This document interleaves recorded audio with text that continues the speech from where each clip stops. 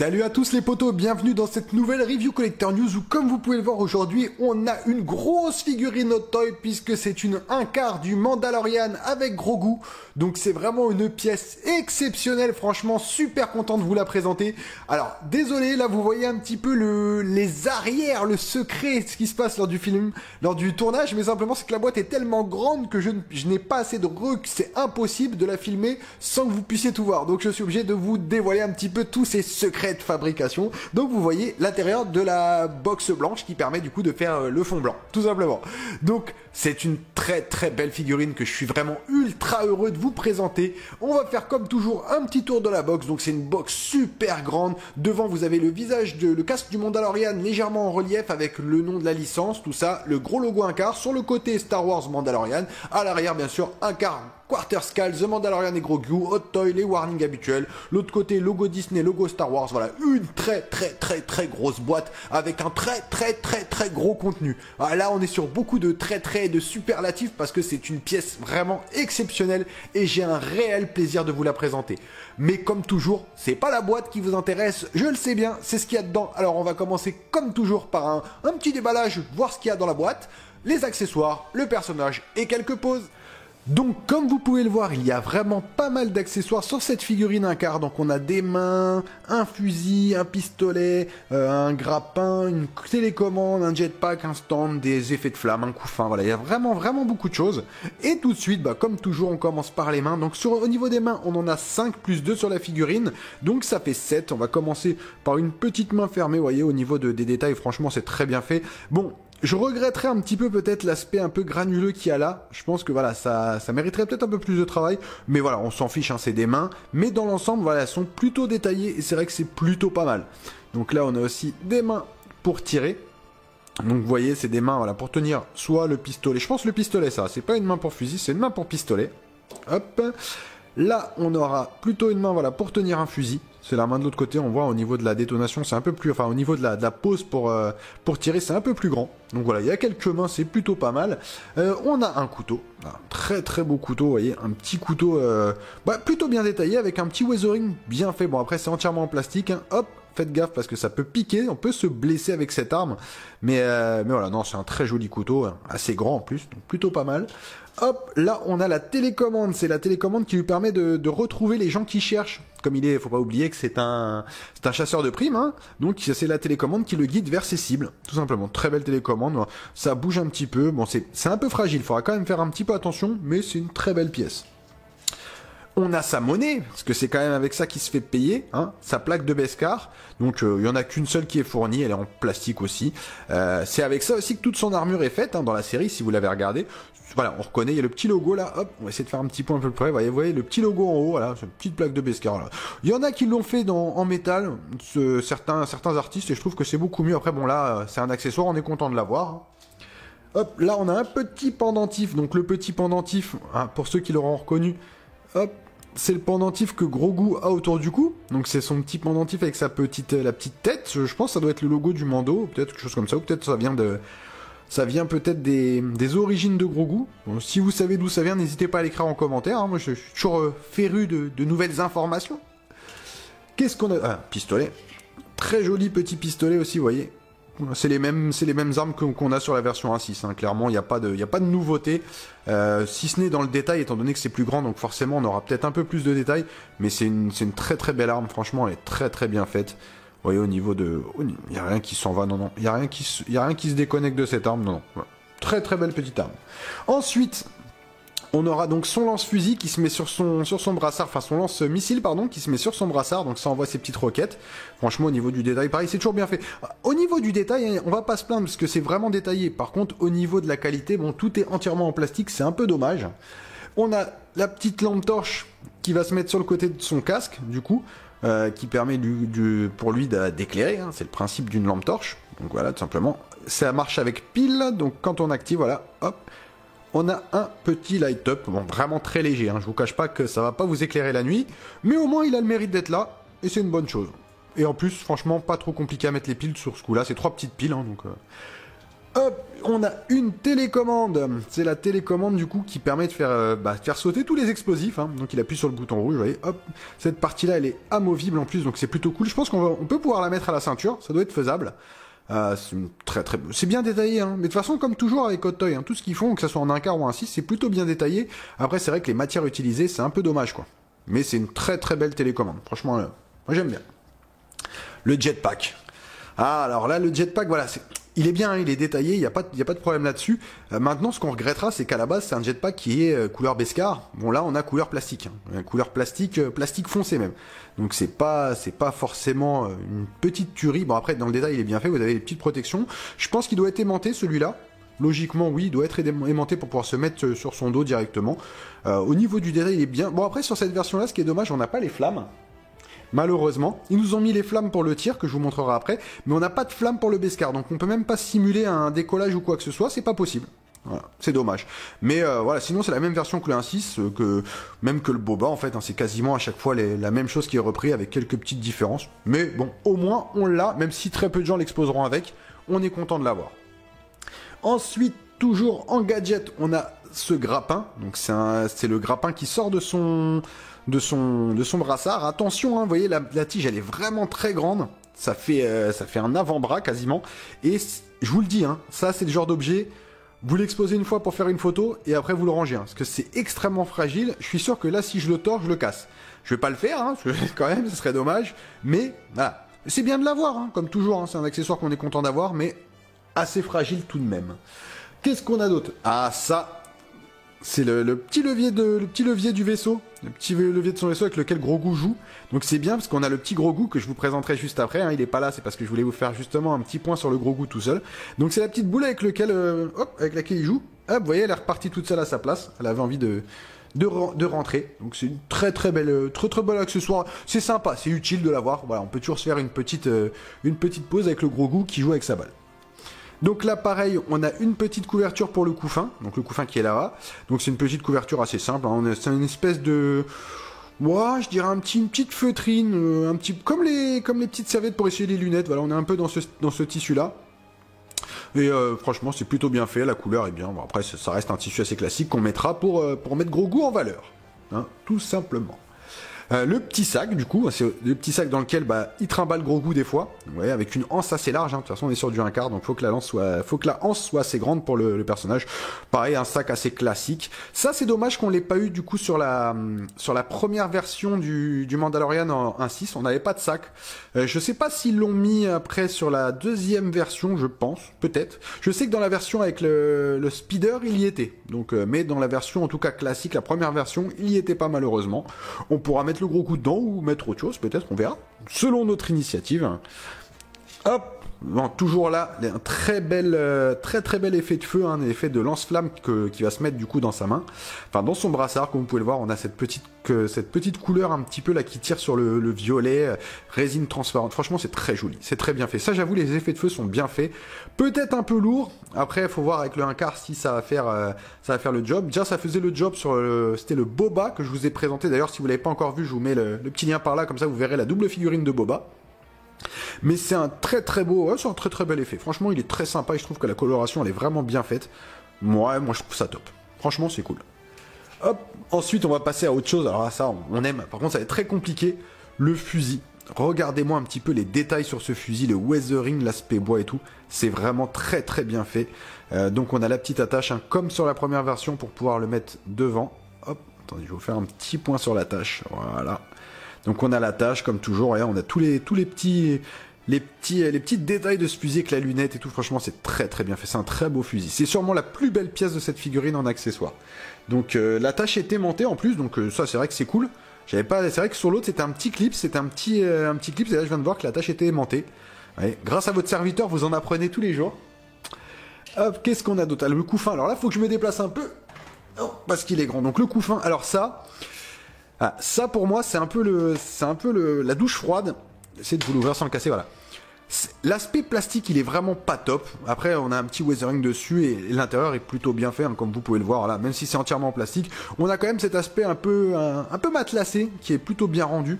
Mais voilà, c'est moi j'appelle ça un œuf Kinder. Hein. Je suis désolé, ça ressemble à un œuf Kinder. Ça manque de J'aurais préféré avoir quelque chose d'un peu plus, plus lourd, un peu plus sérieux, quoi, j'ai envie de dire. Pour moi, ça manque un petit peu de finition. Voilà. Après, bon, c'est juste un coup fin, on mettra juste gros goût dedans, effectivement, et ça sera sur le côté, faut pas que ça pèse lourd. C'est pour ça d'ailleurs qu'il y a sa petite tige qui est là, la petite tige qui viendra se mettre, je pense, ici, voilà, et vous avez là-bas, vous avez le petit trou pour la mettre. C'est bien de l'avoir maintenant, voilà, on aurait, au prix de la figurine, ça aurait été cool d'avoir quelque chose d'un peu plus qualitatif. Parce que là, je trouve que c'est vraiment... c'est du vite fait, quoi. C'est bien fait, mais c'est du vite fait. Et enfin, quoi, comme toujours, ça après... Hop, ça ne change pas, on a toujours les mêmes stands, donc là, en grande taille, donc vous voyez, Star Wars, The Mandalorian, en dessous, qu'est-ce qu'on a? Ouais, les petits... ouais, c'est les petits copyrights habituels. Donc voilà, là on a la tige pour le gros goût.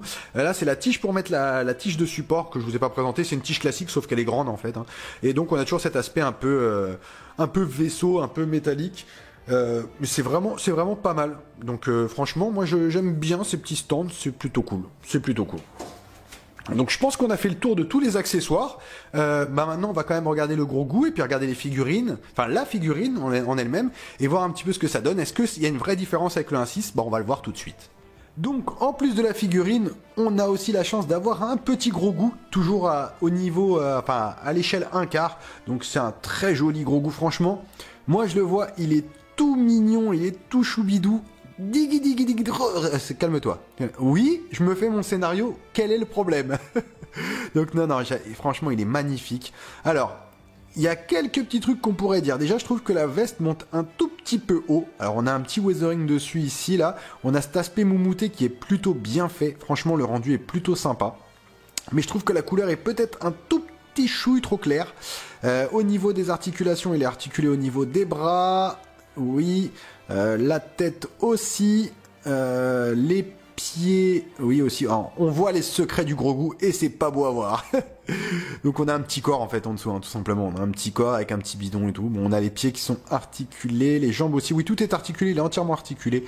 Donc non, les oreilles se changent. D'ailleurs, vous avez plusieurs oreilles de rechange. C'est un très très beau gros goût. Franchement, c'est une très très belle réalisation. Les mains et tout, c'est très bien fait. L'aspect de la tenue, non, c'est quelque chose. Il est superbe. Moi, je le trouve super choubidou. Il est top. Il est top de chez top.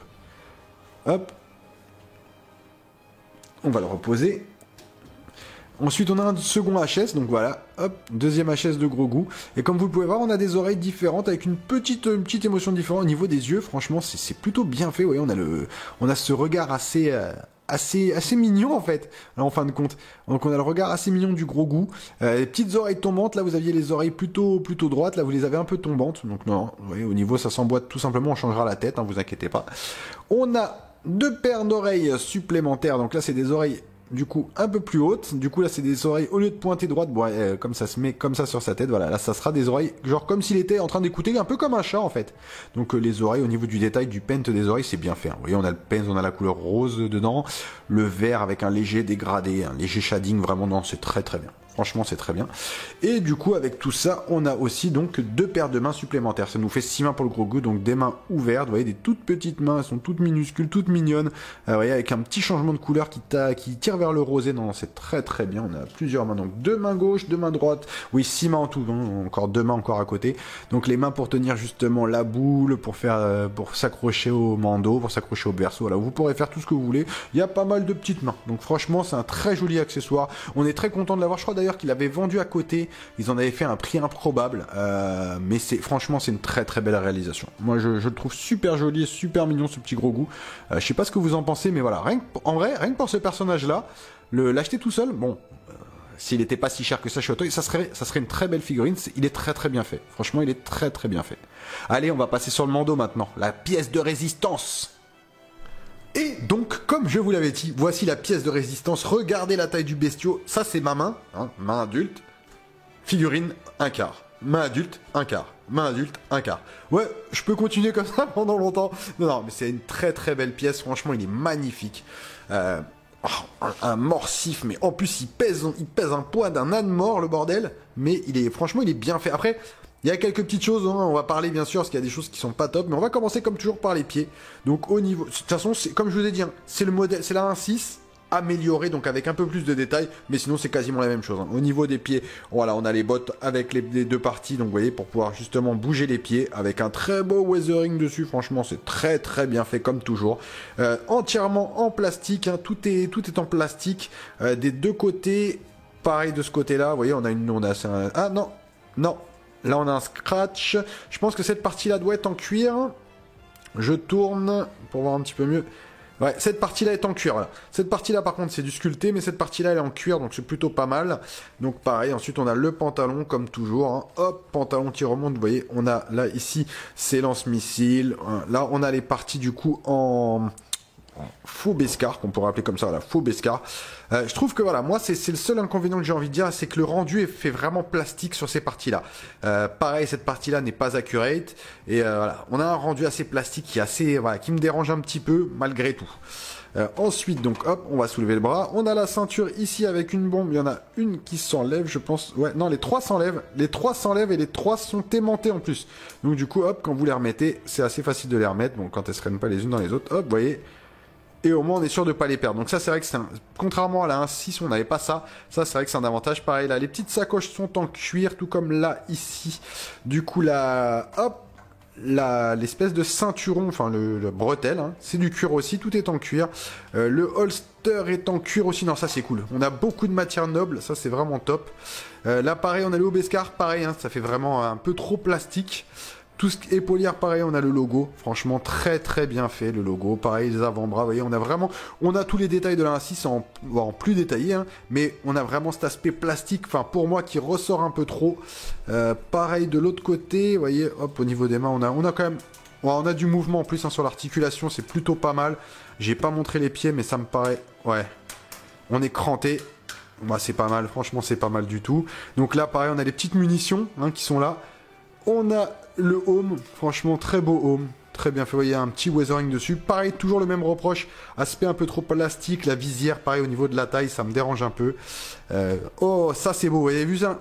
Hop, il est capable de retourner sa tête à 180 degrés, c'est extraordinaire. Donc vous voyez cette partie-là, pareil, non, c'est plutôt bien fait. L'avantage c'est qu'on va pas s'attarder 1 heure sur le HS, hein, il n'y a pas de HS, donc c'est vrai que c'est plutôt cool. On a la cape, donc là on a la partie de Beskar toujours. Cape qui est toujours pas accurate, hein, au niveau de la taille. Attends, hop, ouais, au niveau de la taille, ouais, c'est un peu court, je trouve, malheureusement. Voilà, c'est quand même un beau morceau, hein, franchement, avec la ceinture et tout. En dessous, on a la petite partie ici qui est en caoutchouc. Ouais, c'est bien. Le seul reproche aussi, pareil, je sais pas si pour ceux qui l'ont, je trouve que c'est un peu les articulations, bon, même si c'est cranté, je trouve que c'est un peu souple. Un peu trop souple même. Bon après ça tient debout je pense, hein. Ouais ça tient si je le tiens un peu. Mais voilà, c'est le seul. Mais sinon c'est une très très belle pièce. Franchement, ouais, si c'est en un quart pardon, c'est une magnifique pièce avec cette taille là. Pour peu qu'un artiste s'attarde un peu dessus et nous fasse quelque chose d'un peu plus accurate, avec un meilleur paint et peut-être une armure un peu au niveau de l'épaulère déjà un peu plus petite, je pense qu'il y a moyen de faire quelque chose. Mais rien que comme ça, elle est déjà monstrueuse, hein. Clairement elle est déjà monstrueuse. Tout est scotché je suppose. Je vais pas tirer dessus parce que j'ai pas envie de t'arracher, mais non, c'est propre, franchement c'est propre. Bah écoutez, on va faire quelques petites pauses, hein, une pause sortie de boîte comme d'habitude, et puis après une ou deux pauses et avec une petite conclusion. Petite pause sortie de boîte, comme vous pouvez le voir déjà, rien que comme ça, sans accessoires, sans rien, sur la plateforme avec le petit gros goût, bah ça fait déjà le job, franchement c'est plutôt top, moi j'aime bien. Après c'est un de mes personnages favoris, le Mandalorian, le Din Djarin, donc franchement voilà, je trouve qu'il a déjà une petite gueule, il a une petite badassitude, je ne sais pas pour vous. Pour moi, en tout cas, il est vraiment bien badass. Maintenant, on va faire une petite pause ou deux avec différentes postures. Peut-être une posture d'attaque, une posture avec le fusil, le gros goût. On va essayer de trouver quelque chose. On va vous faire quelques pauses. On va vous faire rêver. Allez, à passer, parti. Deuxième petite pause où là, par contre, on le voit avec le gros goût dans les bras. Du coup, on a enlevé le couffin, on lui a mis son arme, le jetpack, petit couteau dans la botte, comme vous pouvez le voir, la botte droite, du coup, excusez-moi. Donc franchement, non, il a une petite badassitude qui est vraiment lourde. Voilà, on regrettera, comme je le disais, vraiment cet aspect un peu trop plastique de l'armure, je trouve. Bon après, c'est du hot toy, hein, on sait bien que voilà, du diecast sur du Mondo, on n'en a pas encore vu, on n'en verra sûrement pas. Hein, c'est pas de l'Iron Man malheureusement, mais Déjà comme ça, ouais, il a une petite gueule. Moi je sais pas pour vous, mais on voit la protection et tout. Franchement, on sent la scène. J'ai presque la petite musique dans la tête là. Bon, je vais pas la faire parce que sinon droit d'auteur et on se fait striker gratuitement. Mais non, franchement, elle est magnifique figurine. Franchement, juste superbe. Bah écoutez, une dernière petite pause et on fait une conclusion. Une deuxième pause, du coup, là, vous voyez, on lui a mis son petit sac en boutonnière avec le gros goût dedans. On lui a mis la petite lampe, il a aussi son fusil dans le dos. Franchement, même comme ça, en fait, peu importe la pose que vous lui trouverez, vous arriverez toujours à reprendre une pose un peu symbolique de la série qui reflète vraiment le personnage. Et là, encore une fois, au niveau des proportions, déjà, on voit que c'est plutôt correct. Moi, je trouve pas qu'il soit... C'était un peu le problème, je le trouvais peut-être un peu fin sur la version 1.6. Et là... je le sens un peu plus épais, un peu plus massif. Et c'est vrai que c'est appréciable. En tout cas, là, il ressort vraiment bien. Allez, une dernière petite pause en action avec lance-flamme et tout. On va essayer d'en mettre un maximum. Et on fera la conclusion à ce moment-là. Et enfin, voici une dernière pause en action avec le lance-flamme, une petite pause un peu combat, le gros goût qui se cache au niveau de sa jambe droite, le petit fusil, voilà. Franchement, super badass comme figurine. Si vous ne faites pas encore de 1 quart, que vous en avez peu, que vous commencez, c'est un quart qu'il vous faut. Clairement, c'est une petite merveille. C'est une très belle réalisation. Au niveau des points forts, bah déjà, le corps est vraiment... très ressemblant à la série, on n'a pas un galbe trop fin, on a énormément d'accessoires qui sont de qualité, pas mal de textures et de matériaux de qualité, du cuir, ce genre de choses. Maintenant, on a malheureusement quelques petits défauts qui sont légers, l'aspect un peu trop plastique du Beskar, enfin à mon goût. Les articulations peut-être un peu trop souples, la cape trop courte, les pegs au niveau des points un peu compliqués à enfoncer, on voit qu'on peut pas les mettre totalement. On peut pas les enfoncer à fond, mais bon, comme ça se voit pas trop. Mais si vous relevez un peu le brassard, bah vous les verrez.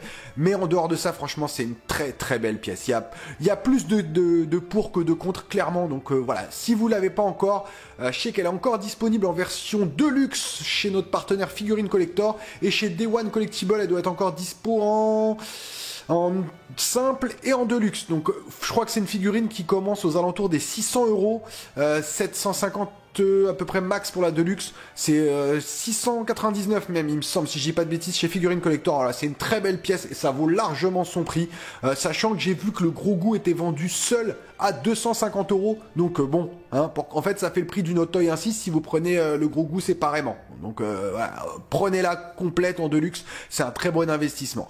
Donc comme toujours, je vous remercie de nous suivre sur la chaîne Collector News, vous êtes de plus en plus nombreux. Je vous invite comme à chaque fois à liker, vous abonner et activer les notifications, ça fait toujours plaisir. Et comme je le dis à chaque fois, suivez-nous sur Collector News. À bientôt les potos. Allez, ciao.